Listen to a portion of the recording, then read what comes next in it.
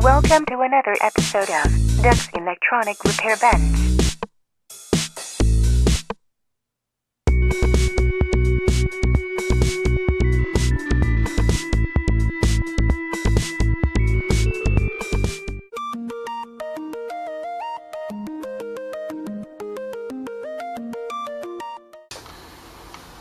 Afternoon, YouTube. Here with you on this Sunday afternoon. I have only one girl left. That would be Lexi.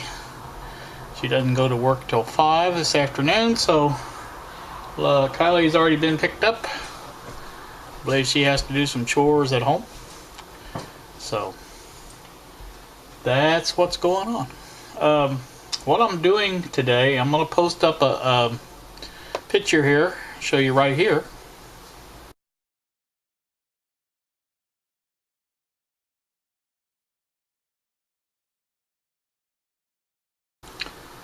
Okay, now you've seen the picture. You see where I'm going with this.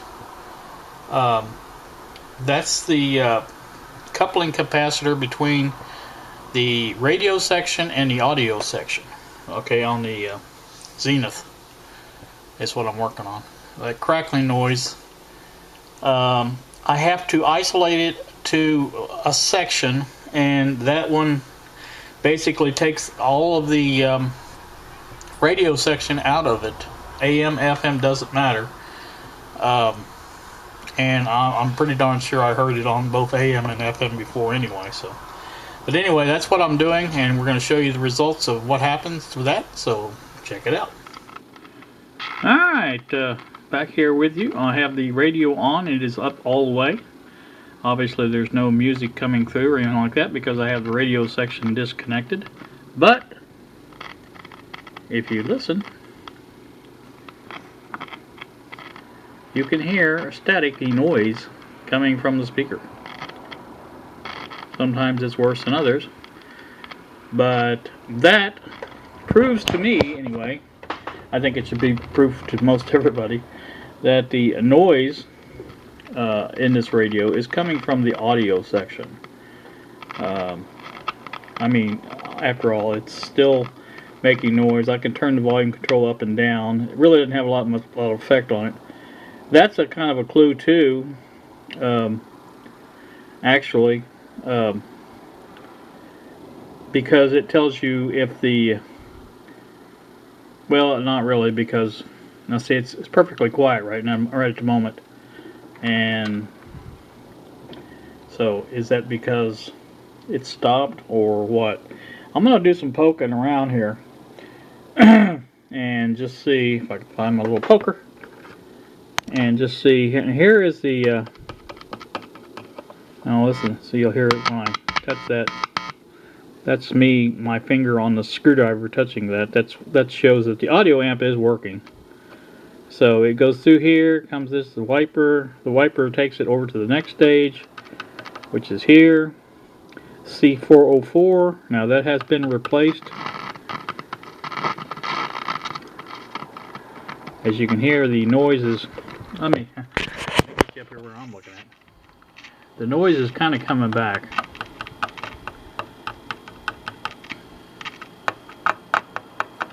Now this particular, I may have to redo this one because I didn't like the way it was. It's a long leaded, it was a radial, not radial, axial leaded capacitor stretched out with each lead going one way and one going the other way, and the capacitor was in the middle. And like I said, I kind of had to redo it with because those resistor capacitors that I'm using from that circuit board are all have short leads, so I had to kind of add one to it and go that route. But anywho, just you can hear when I poke on that, it does seem to cause a little bit of a noise in that.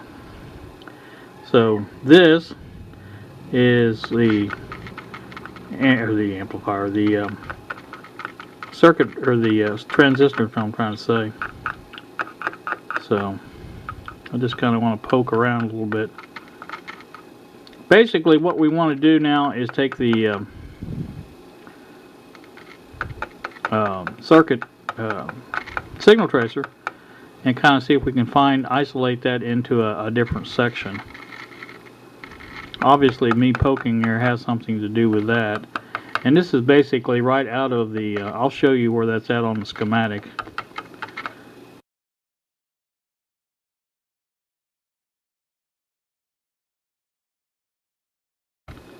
I may just have to take one cap out at a time between the coupling caps to isolate the section, and so that would tell me I can leave that one out because we don't need that back. That's a non-polarized, by the way, at 3.3 microfarad non-polarized, so I don't have any of those, I'm sure, so I'll have to put that one back. That's the one I didn't change, so that probably is a good reason why I didn't change it. So like I said, I'm gonna kind of take this one section at a time, see if we can isolate this into a transistor or other device that might be the culprit. So we will bring you back when I have more to add. Alright, we're back again. Now I'm going to flash another picture on the screen and show you exactly what I removed this time.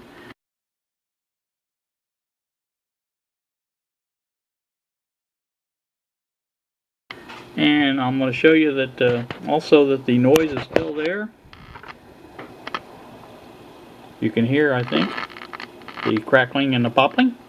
So that pretty much leaves the last stage of this to be the problem. I mean, everything points to the fact that the final transistor is where the problem is, because that's really the only thing left in the circuit. So either the transistor itself is the problem, or let's see, that would be this one right here, Q402, and like I said, that's a Q401 and Q402 are directly coupled. So like I said, I have Q401 completely out of the circuit, so that can't be the problem, and anything before that can't be the problem, anything that's amplifying, I should say, or anything in that circuit. So like I said, there's some common components in that circuit, but I think what I'm going to do is go ahead and try to replace Q402 if I can find a suitable replacement for it, and go from there. I think that would be the best bet, because like I said, I can piddle around here on the I can get a little more static out of it just by, like I said, piddling around.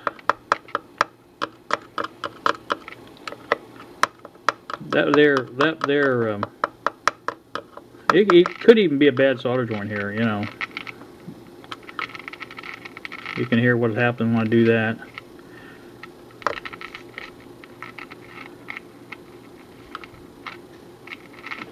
Definitely something there in that transistor, or near that transistor. So let's see here, the resistor that feeds the base. So let's see. Oh yeah, I see that resistor. I think there's two resistors. No, just one. Yeah, 6.8K. So, anywho, like I said, that's still doing it, so it has to be in that circuit. So you know, even if I had to replace every component to find it, you know, that wouldn't be that hard to do. I think what I'm going to do though is put the tester, the signal tracer, across some of those components and just see if I can get use the noise tester. I wanted to try that out anyway to see how that works. So if that's possible, we may try that and see what happens. So stay tuned.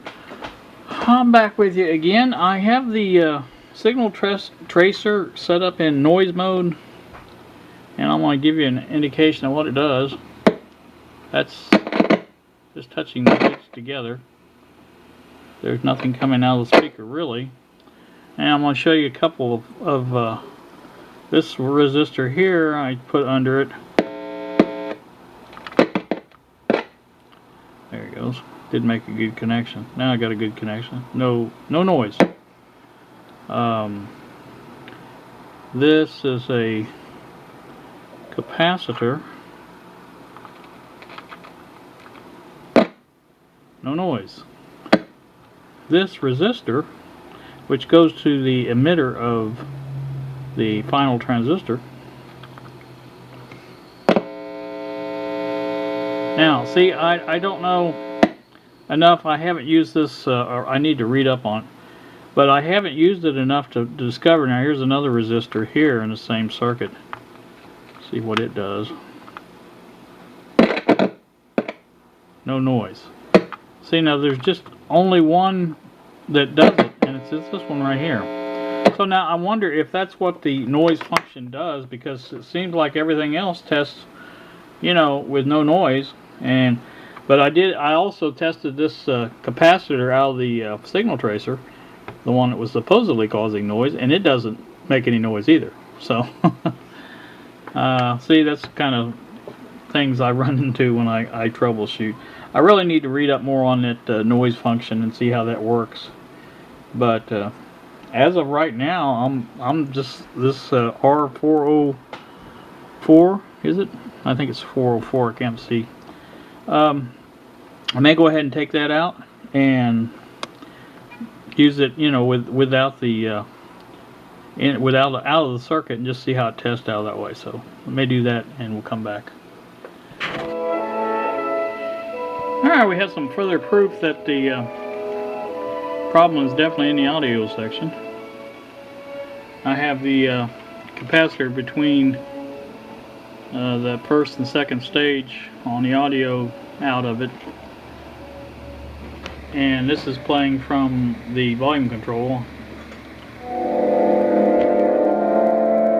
So I can turn it up, I can turn it down.